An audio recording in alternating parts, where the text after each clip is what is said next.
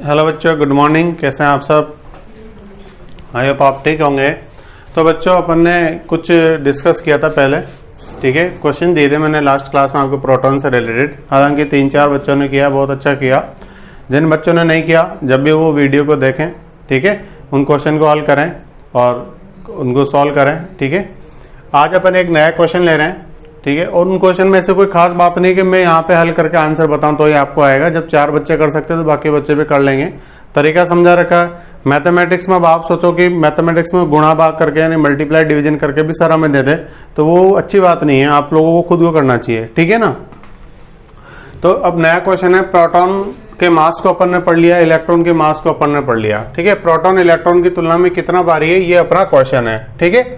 तो देखो, mass of proton कितना है, इतना होता है बेटा, ठीक है। और मास ऑफ इलेक्ट्रॉन कितना, इतना होता है। हमने दोनों को पुट कर दिया तो ये आया हमारे पास सॉल्व करने पर 1836 गुना भारी। मतलब क्या है कि जो प्रोटॉन है, आपको पता है इलेक्ट्रॉन बहुत हल्का होता है और प्रोटॉन क्या होता है, भारी होता है। अब कितना भारी होता है, डायरेक्ट ऑप्शन में आपको, ये तो मैंने सॉल्व करके बताया है, डायरेक्ट आपको ऑप्शन में पूछा जा सकता है कि कितने गुना भारी है, ठीक है।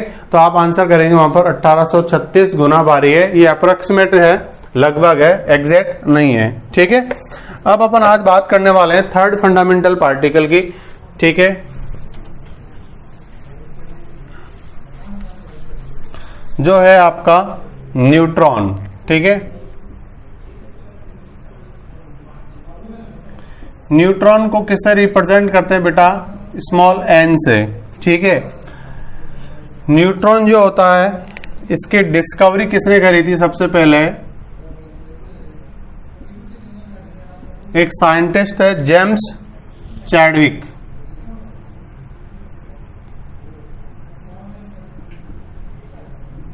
जेम्स चैडविक, ठीक है। वैज्ञानिक का नाम था जेम्स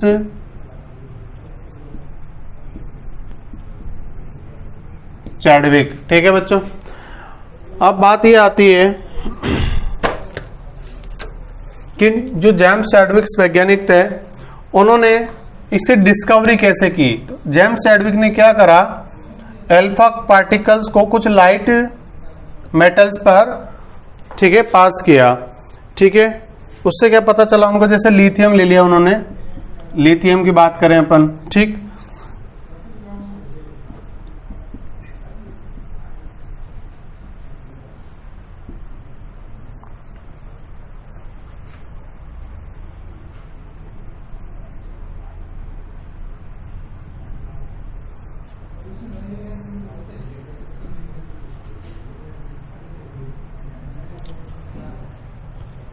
देखो, तो जेम्स चैडविक ने क्या किया, कुछ हल्की धातुओं को लिया, जैसे लिथियम, बेरिलियम, एल्यूमिनियम पर अल्फा कणों की बौछार की, और अल्फा कणों से ये पता चला कि यहाँ पर कोई एक ऐसा पार्टिकल होता है जो न्यूट्रल होता है, ठीक है, जिस पर कोई चार्ज नहीं होता है, ठीक है, बट उसका मास कुछ ना कुछ होता है। अब ये आइडिया सबसे पहले कैसा है और टाइम भी सबसे ज्यादा लास्ट में न्यूट्रॉन ने डिस्कवर किया गया, तो टाइम भी सबसे ज्यादा क्यों लगा, इस बात पे अपन विचार करेंगे।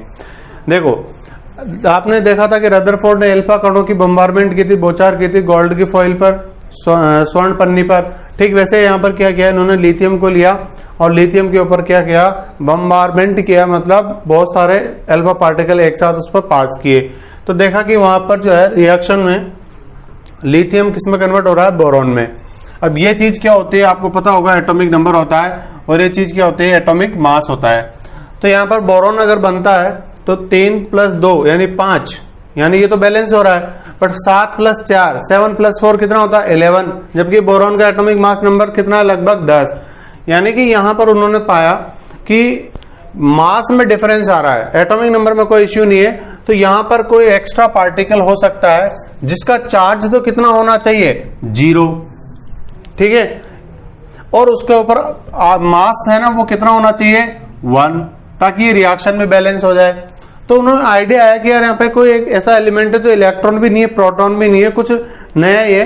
तब जाके उन्होंने देखा तो उन्हें मिला कि एक ऐसा एलिमेंट, एक ऐसा फंडामेंटल पार्टिकल है जिसका चार्ज 0 है, यानी न्यूट्रॉन जो है उदासीन होता है, न्यूट्रल है, और मास उसका क्या होता है, 1 होता है, ठीक है। तो यहां से उनको पता चला कि न्यूट्रॉन होता है। अच्छा, न्यूट्रॉन क्या है, न्यूट्रल है, ठीक है। मैं लिख देता हूं यहां पर, तो इसकी डिस्कवरी सबसे बाद में हुई। इसके पीछे ये फैक्ट है कि देखो, ना तो ये चार्ज ना होने की वजह से इलेक्ट्रिक फील्ड का जो इफेक्ट होता है, विद्युत क्षेत्र होता है, मैग्नेटिक फील्ड होता है, चुंबकीय क्षेत्र होता है, इन दोनों में इसके बारे में कोई रिएक्शन कभी भी पता चली नहीं। मतलब ये था पहले से, जब डिस्कवरी हुई उसके पहले से था एटम के अंदर, मगर इसने कभी इसकी वजह से कोई डिस्टरबेंस कभी शो ही नहीं हुआ। तो ये एकदम छुपा हुआ रहा क्योंकि ये न्यूट्रल था। अगर इसके ऊपर कोई ना कोई चार्ज होता तो यहाँ पर स्पेक्ट्रम में कहीं ना कहीं पकड़ में आ जाता ये, या फिर कहीं ना कहीं डिस्कवरी में इसको थोड़ा पहले हिंट मिल जाता। बट जब अल्फा पार्टिकल से रिएक्शन करवाई लाइट मेटल की बहुत समय बाद, तब जाके पता चला कि मास बैलेंस नहीं हो रहा था। ठीक है, ऐसा कुछ और एग्जाम्पल है। जैसे अपन बात करें बेरिलियम, ठीक है, बेरिलियम होता है आपका 4 atomic number, atomic mass number 9 होता है। वही अल्फा पार्टिकल हीलियम 2He4, ठीक है। तो ये कन्वर्ट होता है किसमें, C612। अब देखो 4 और 2 ये तो बैलेंस हो रहा है 6, 9 + 4 कितना होता है 13। तो यहां पर एक और ऐसा पार्टिकल होगा, ठीक है, ऐसा कण होगा जिसका मास होगा 1 और चार्ज होगा 0, और इसे अपन क्या कहते हैं, न्यूट्रॉन कहते हैं। एल्यूमिनियम ले लेते हैं ऐसे एक और एग्जांपल। एल्यूमिनियम का एटॉमिक नंबर 13 होता है, एटॉमिक मास नंबर 27 होता है, ठीक है। वही अल्फा पार्टिकल आपने इस पर बौछार करवा दी, क्या बना आपके पास यहाँ पर फास्फोरस बन गया बेटा। फास्फोरस का atomic number 15, atomic mass number 30। अब देखो आप 27 + 4 कितना होता है 31। तो यहाँ भी वही प्रॉब्लम आ रही है, यानी कि 1 एटॉमिक मास नंबर वाला और 0 चार्ज वाला कोई एक्स्ट्रा पार्टिकल चाहिए।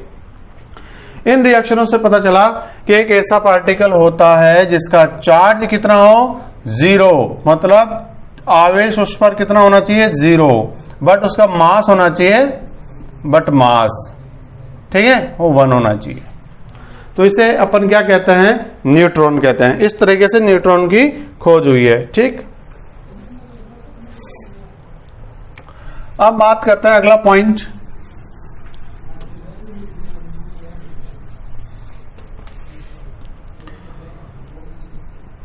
Mass of neutron.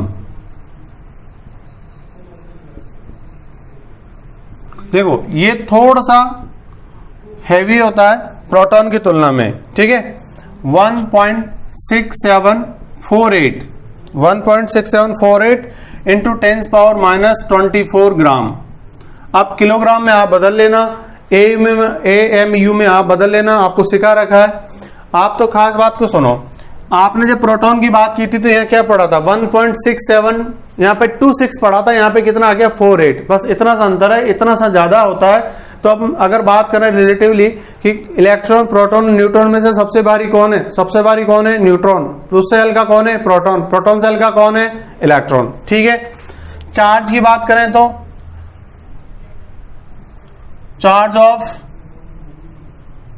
न्यूट्रॉन कितना होगा 0, 0, कोई चार्ज इसके ऊपर नहीं होता है, ठीक है, क्लियर।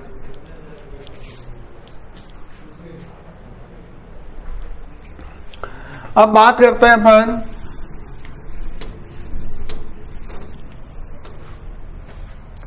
क्वेश्चन आपके लिए, और जो बच्चे क्वेश्चन कर रहे हैं बहुत बहुत बढ़िया, क्वेश्चन की प्रैक्टिस छोड़नी नहीं है आपको। वही question, calculate mass of 1 mole neutron. 1 mole neutron का मास ज्ञात कीजिए। इसको मैं यहां पे आपके लिए बता रहा हूं, जिन बच्चों को नहीं आता उनके लिए। We know that question solve करने का एक प्रॉपर तरीका होना चाहिए आपके पास। ऐसा नहीं कि अटरम सटरम कहीं क्या लिख दिया कहीं क्या लिख दिया, वेल अरेंज्ड होना चाहिए आपका क्वेश्चन। क्या जानते हैं मास ऑफ न्यूट्रॉन कितना हुआ आपके पास 1.6748 10⁻⁻24 ग्राम, ठीक है। अब बात करते हैं अपन 1 मोल की। तो 1 मोल के लिए आप क्या करोगे, सो मास ऑफ 1 मोल 1 मोल में क्या होता है, 1 मोल न्यूट्रॉन,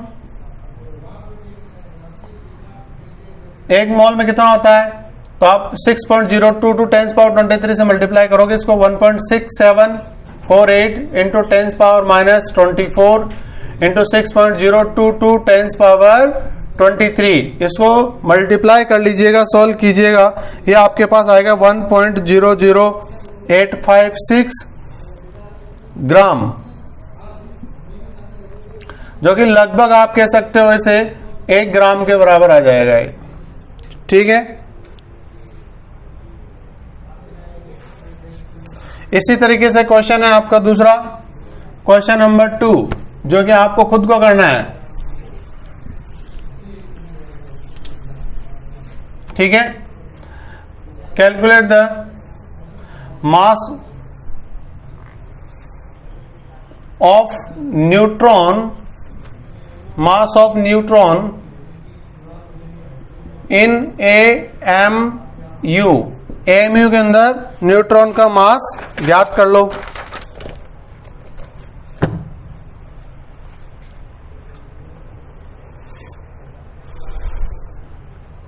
ठीक है, आपसे हो जाएगा ये। अब अपन बात करते हैं, एक टेबल बना करके तीनों की कंपैरिजन कर लेते हैं।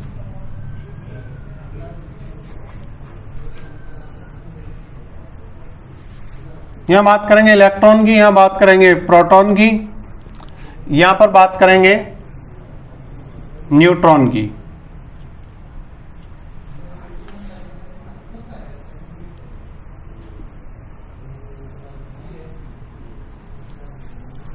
ठीक है,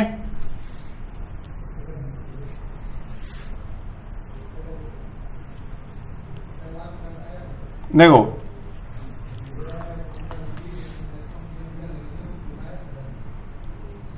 चार्ज इसके ऊपर -1 होता है, इसके ऊपर +1 होता है। अपन AMU में निकालते तो लगभग कितना आता है, इसके ऊपर कोई चार्ज नहीं होता है। मास की बात करें, इसका मास लगभग 0 होता है। ठीक है, इसका मास लगभग AMU में बात करें तो अप्रोक्सीमेट 1 होता है। इसका मास कितना होता है, 1 होता है अप्रोक्सीमेट। ठीक है, सिंबल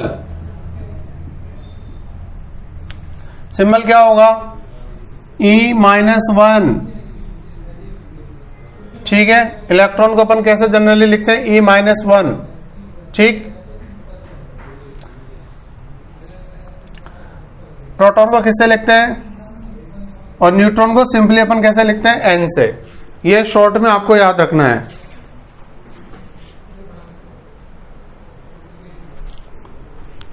ठीक है,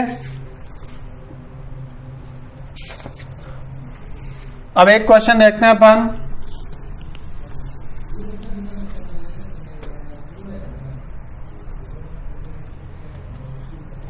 क्वेश्चन आया आपका जैसे जैसे, electron is neutron is discovered after electron and proton. Why? यानी न्यूट्रॉन की खोज प्रोटॉन और इलेक्ट्रॉन के बाद में हुई। वाई, क्यों? तो आंसर क्या हो जाएगा इसका, due to its neutral nature, इसकी उदासीन प्रकृति के कारण। किसके कारण? इसकी उदासीन प्रकृति के कारण। ठीक है,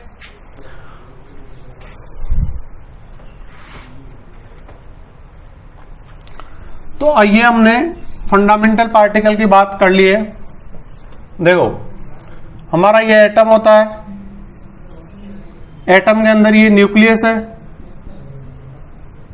इस न्यूक्लियस के अंदर न्यूट्रॉन प्लस प्रोटॉन पाए जाते हैं। इन दोनों को अपन क्या बोलते हैं? न्यूक्लियॉन भी बोलते हैं।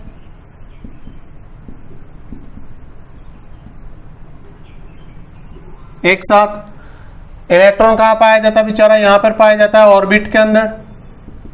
ऑर्बिट बोलो, शेल बोलो, बात एक ही है, ठीक है। या एनर्जी लेवल भी बोल देते हैं इनको, कोश,